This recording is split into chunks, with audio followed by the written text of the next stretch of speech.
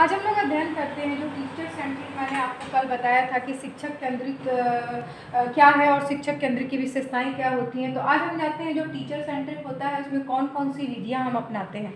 तो विधियों की बात करते हैं तो सबसे पहले है व्याख्यान विधि, प्रदर्शन विधि जिसको डेमोन्स्ट्रेशन मेथड बोलते हैं, समूह शिक्षण पीयर टीचिंग जो होता है उसको बोलते हैं, समीक्षा विधि होता है और प्रश्नोत्तर विधि जिसे क्वेश्चन आयर मेथड भी बोला जाता है। क्वेश्चन आयर मेथड को सुकराती विधि भी बोला जाता है, सुकरात के द्वारा दिया गया था। तो सबसे पहले लेक्चर मेथड के बारे में बात करते हैं। जैसे कि आपको लेक्चर मेथड के बारे में पता है कि लेक्चर मेथड क्या होता है। लेक्चर मेथड में इसके पहले भी क्लास में मैंने बताया था कि मैं हूँ और आती हूँ, आपको बोलती हूँ, आप सिर्फ मेरी बातों को सुनिए। तो लेक्चर मेथड में हम खड़े हो जाएंगे और अपनी चीज़ों को प्रोवाइड आपके सामने भाषण के द्वारा करते हैं, लेक्चर के द्वारा करते हैं।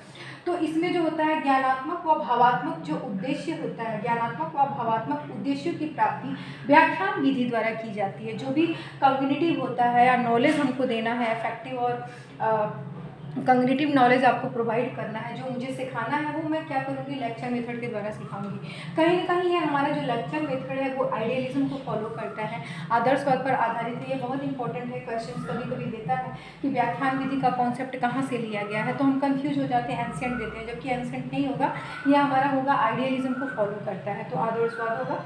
अच्छे भाषण में जो होते हैं, जब भी हम कोई लेक्चर प्रोवाइड करने जाते हैं एज ए टीचर, जब भी आप किसी स्टूडेंट्स को अगर प्रोवाइड करने जा रहे हो तो उसमें 3 कॉन्सेप्ट आपको पक्का याद रखना पड़ेगा। पहला कॉन्सेप्ट होता है प्रिपरेशन।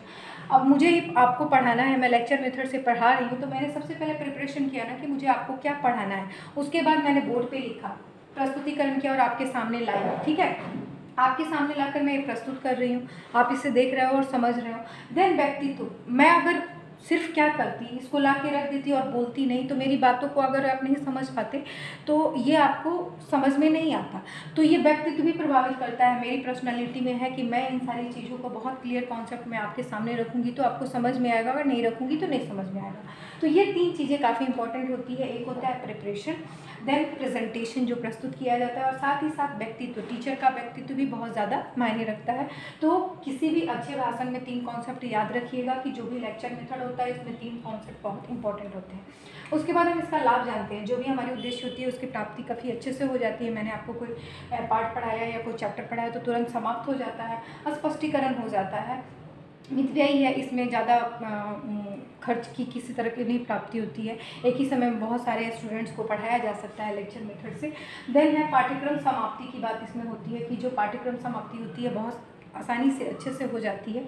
उसके बाद हम बात करते हैं इसके दोष के बारे में। ये अधिगम की प्राकृतिक विधि नहीं है, कहीं ना कहीं टीचिंग लर्निंग मेथड वैसा इफेक्टिव माना जाता है जिसमें टीचर और स्टूडेंट दोनों का इंटरेक्शन हो। तो यहाँ स्टूडेंट का बहुत ज़्यादा इंटरेक्शन नहीं होता है, तो क्या है, इंडिविजुअल डिफरेंस को हम कहीं ना कहीं इग्नोर कर रहे हैं, तो अधिगम की प्राकृतिक विधि नहीं है।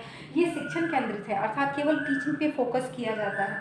नहीं, मनोवैज्ञानिक विधि, जाहिर सी बात है, अगर अधिगम की प्राकृतिक विधि नहीं है तो क्या है, साइकोलॉजी पे बेस नहीं है, निम्न कक्षा के लिए अनुकूल नहीं है। छोटी बच्चाओं को आप 1-2 क्लास के बच्चों को ले जाके ये मेथड प्रोवाइड किया गया तो बच्चे बोर हो जाएंगे, उनको समझ में ही नहीं आएगा, क्योंकि लेक्चर मेथड जो होता है हम हाई लेवल के लिए यूज़ करते हैं, ये याद रखिएगा। दैट इसमें एक रस्ता व निरस्ता की अधिकता होती है, जिसके कारण बच्चे जो होते हैं लेक्चर सुनते सुनते जो होते हैं, टीचर्स के अगर लंबा भाषण चल गया तो वो बोर हो जाते हैं।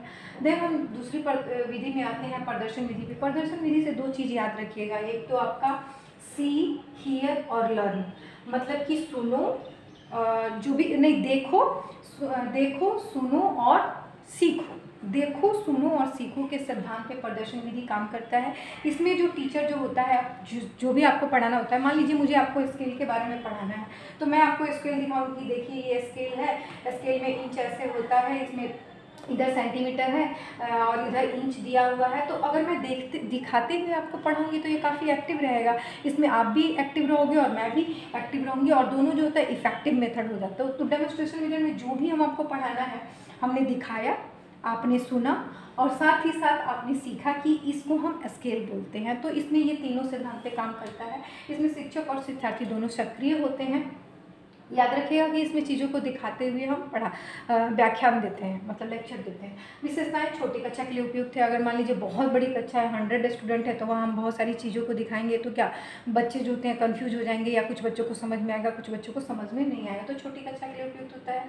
शिक्षण जो होती है काफ़ी प्रभावशाली होती है। अगर मैं यही पढ़ा रही हूँ, ये स्केल है तो आप स्केल का कॉन्सेप्ट आपके अंदर बहुत क्लियर हो जाएगा ना, तो ये शिक्षा प्रभावशाली होती है। स्वयं देखकर समझते हैं, आपने स्केल को बारे में जाना तो स्केल को देखते हुए आपने सीख लिया कि स्केल है क्या, ठीक है।